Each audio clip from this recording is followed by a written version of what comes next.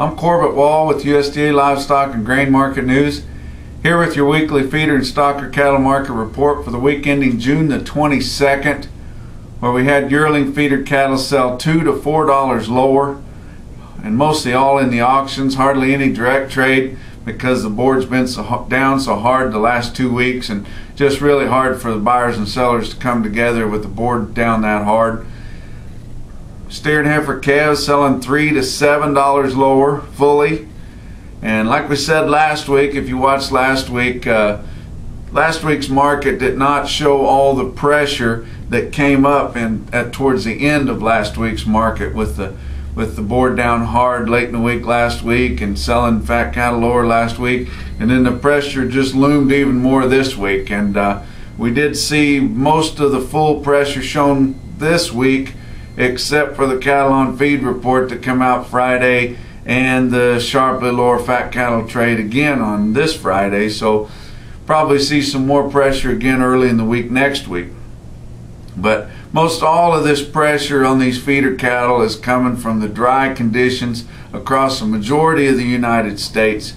And it seems like it's not advertised as well as the big drought that they had down in the Southwest and mostly in Texas last year, which they've had some rain. Majority of the Southwest is still dry, but they did have enough rain to maybe reach normal for them.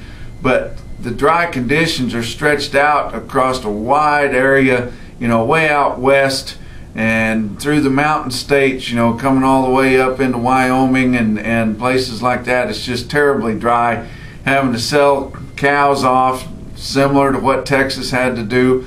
Torrington Livestock Commission there, they've had record receipts for this time of year through May and so far through June here, and just having big cow sales. I talked to Dennis Widke there. He told me they're selling every week, every Friday, they're selling 400 to 500 head of pairs, and not the culls either. I mean the good pairs that these guys use to make their living with, and just be like pulling teeth to make them sell them, but they're just forced to have to sell those cattle. And they've already started having their Wednesday feeder cattle specials that they just have spotty through the summer most of the time and don't really start going good till September and October. They've already got them scheduled every week, having their load lot specials, they call them, on Wednesday, selling big drafts of feeder cattle every week. This time of year you just don't see that.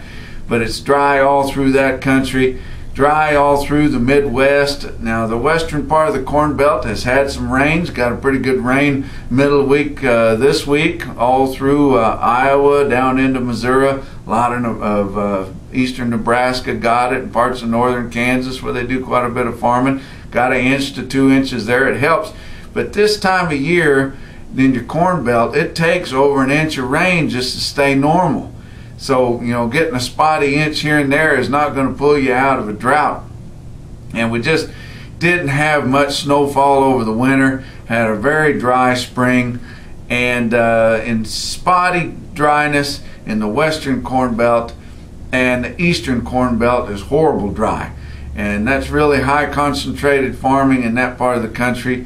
The corn's going through the silken stage right now. It really needs a good drink. And few places getting it in the western Corn Belt, hardly any in the eastern side. A lot of the beans that were put in, especially the late beans, come back on a double crop. They haven't had a rain at all. And a lot of these guys up in the Midwest, they no-till now, depending on some moisture to come in and kill those weeds later, and haven't had enough moisture to spray the weeds, and you just can't hardly see the sprouts of beans for the weeds right now in that part of the country. And also on your pastures, you get up in the Midwest, this part of the country, and mostly all cool season grasses. We're down in the Southwest and that arid climate down there, and you got that short grass. You get a rain, about any time of the year with some warm temperatures, you're going to get a little growth. Well, your cool season grasses, this time of year, it can rain and rain on it. They're not going to do a whole lot until the temperatures cool down. You need your early spring growth and your fall growth, but in the hot summertime, you're dependent on what you kind of stockpiled earlier in the year, and those are running out for the most part. But still, despite all that, Green City, Missouri had a yearling special on Wednesday. They had over 600 head in the top quality 8 to 900 pound steer category. Those steers average 845 and 154.27 on the average, which is a nice price.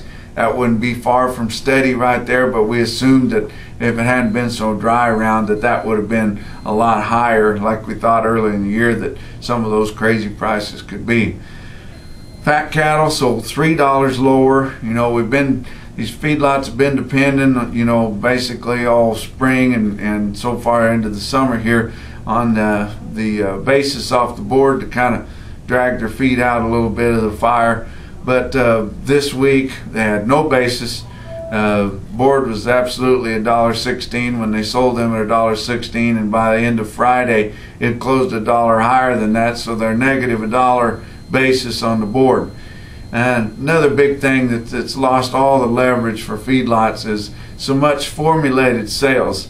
Last week hit an all-time record of formulated sales as a percentage of the nationwide direct slaughter cattle sales, where 57% were formulated. That's not counting contracts, it's not counting grade and yield, not counting any negotiated live or dress sales. That's just formulated sales, which gives your packers the captive supply that they need, knowing how much they've got to fill their kill schedule there. But what it gives these feedlots is a scheduled slaughter date. And that's what a lot of them need, is they've gone to some of these feed additives like Zilmax and some others out there, have to have a short withdrawal before you have to pull them off that additive before they go into slaughter. And if the guys don't know when they're going to slaughter, it makes them hard for them to use those products. And so they're going into these formulated sales so they get a scheduled slaughter date, or somewhere at least a pretty good idea of when those cattle are going to go. That way they can pull them off that and they don't lose any of what they gained on that. But 57% formulated, and that's huge. Cattle on feed on Friday was bearish on all three categories. Cattle on feed as of June the 1st was 101.7% of a year ago, which is a full percent over what they had guessed. Your placements were huge. You know, last month we had that sharply lower placements. This month come right back with 115.3% of a year ago. If you think back a year ago, down in the Southwest, they had already had to have pulled those cattle into feedlots before May, and then they're blaming a lot of this on graze out wheat and things like that, and a lot of cattle coming off in May. And they had the guess all the way at 114.2 and still beat it by a percent. And then I don't know how they can miss the marketings when Market News tells every week how many cattle were slaughtered and how many cattle were sold. But actual marketings for May there were 100.6, and the guess was 105. So bombed that completely, which I don't know how they can miss that so far when we tell them exactly how many cattle were sold and exactly how many were slaughtered. But your regional weighted averages this week in the north central states, an 8 to 900 pound steer this week averaged 147.50 compared to 149.61 last week and 132.06 a year ago.